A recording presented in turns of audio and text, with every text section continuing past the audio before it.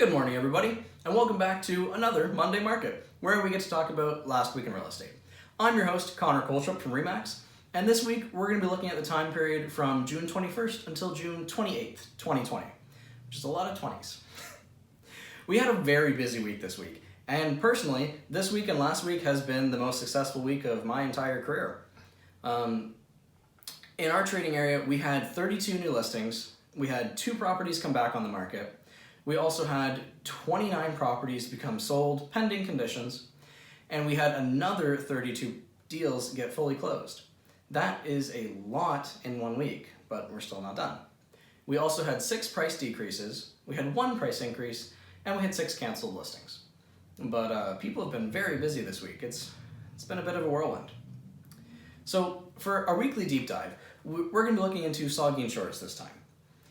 Now, May was interesting for Saugeen Shores.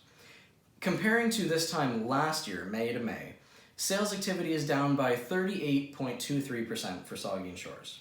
However, new listings are only 2 short of last year.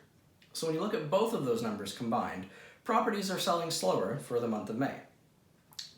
And to back this up, we also saw that the amount of active listings on the market rose by 14.45% because they weren't selling as quick as they used to, and the months of inventory to reflect this nearly doubled.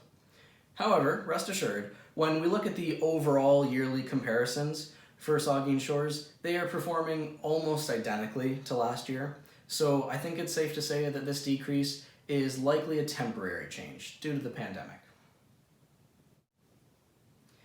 Now, since last time we spoke about Saugeen Shores, we had talked about them breaking the $500,000 range for average sale price of a home, which we know is always a volatile number, but it's interesting to see. Now, that being said, things have changed a lot. They have smashed that record, hitting over $650,000 for the average sale price of a home. So Saugeen Shores is still the reigning kings of one of the most expensive areas to live in our trading area.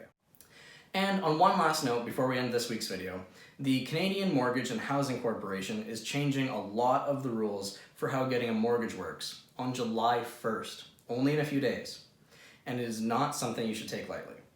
This change is going to affect a lot of things for both buyers and sellers for different reasons. So if you want to make sure that you're well equipped to handle these changes and understand what's coming in the future, as always, you can reach me at 519-386-5745, or you can email me at connor@remax-lx.ca.